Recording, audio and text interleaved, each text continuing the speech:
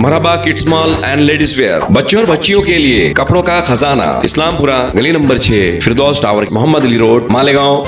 मानव समाचार, मानवता के हक में। आप देख रहे हैं मानव समाचार। आइए देखते हैं ब्रेकिंग न्यूज। नासिक लासलगांव के पास विंचूर पुलिस स्टेशन से कुछ ही दूरी पर चोरों ने SBI के ATM में सेंध लगाई। चोरों ने 3 लाख से अधिक की लूट की। विंचूर पुलिस स्टेशन से कुछ ही दूरी पर भारतीय स्टेट बैंक के ATM में स्विफ्ट कार में आए अज्ञात चोरों ने गैस कटर से ATM को तोड़ दिया और केवल 9 FC मिनट में 30 लाख से अधिक नकदी चुरा ली। इस घटना की जानकारी मिलते ही नासिक ग्रामीण पुलिस अधीक्षक विक्रम देशमाने और मुख्य पुलिस अधिकारियों ने दौरा कर निरीक्षण किया। काल रात्री लासलगाव पोलीस स्टेशनच्या अंतर्गत विंचूर येथे रात्री सुमारे 2च्या सुमारास SBI बँकेचं ATM आहे, त्या ATM मध्ये चोरी झालेली आहे।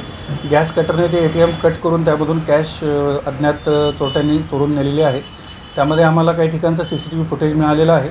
विशेषतः ती गाडी ज्या गाडीतून त्यांनी प्रवास केलेला आहे सदर व्यक्तींनी, आरोपींनी, तर ती पांढऱ्या रंगाची स्विफ्ट गाडी जी आहे ती आम्हाला ट्रेस झालेली आहे आणि यानंतर इथून पुढे त्यांचा लागलीच पाठलाग करण्याचा पण प्रयत्न केलेला आहे आमचे पोलीस स्टेशनचे अधिकारी अंमलदार यांनी आणि आपण त्यांना धुळ्यापर्यंत ट्रेस केलेला आहे, परंतु तिथून पुढे आपल्याला ते आयडेंटिफाय होऊ शकले नाही। आणि आता माहिती आपल्याला अशी मिळते की धुळ्यामध्ये पण पहाटे 5च्या सुमारास त्यांनी अशाच पद्धतीने काय ATM मध्ये चोरी केलेली आहे आणि ते पडून निघून गेलेले आहेत। आमचा अंदाज असा आहे की साधारणतः मध्य प्रदेश किंवा दिल्ली हरियाणा साईडचे हे लोक असावेत। अशा पद्धतीचं गॅस कटरनी ATM कट करून चोरी करण्याचं वैशिष्ट्यपूर्ण काही लोक काम करत सराईत चोर असतात। तर त्या दृष्टिकोनातून नाशिक ग्रामीण पोलीस आणि धुळे पोलिसांचा तपास सुरू आहे।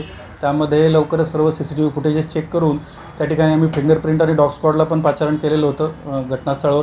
काही पुरावे आम्हाला आणि काही लीड्स त्या ठिकाणी मिळत आहेत, तर लवकरच आम्ही हा तपास पूर्ण करून त्यामध्ये आरोपी निष्पन्न करण्याचा प्रयत्न करीत आहोत। साधारण किती रक्कम गेली असेल? आता यामध्ये ती जी ATM मेंटेन करणारी जी काही एजन्सी आहे त्या एजन्सीच्या लोकांशी आमची चर्चा सुरू आहे, परंतु एक्झॅक्टली रक्कम किती त्याच्यामध्ये गेलेली असावी याबद्दल निश्चित आकडा अजून आम्हाला कळलेला नाही आहे, परंतु साधारणतः 20 ते 25 लाख रुपये रक्कम असण्याची शक्यता आहे। मोर अपडेट्स के लिए देखते रहें मानव समाचार, हमेशा सच के साथ।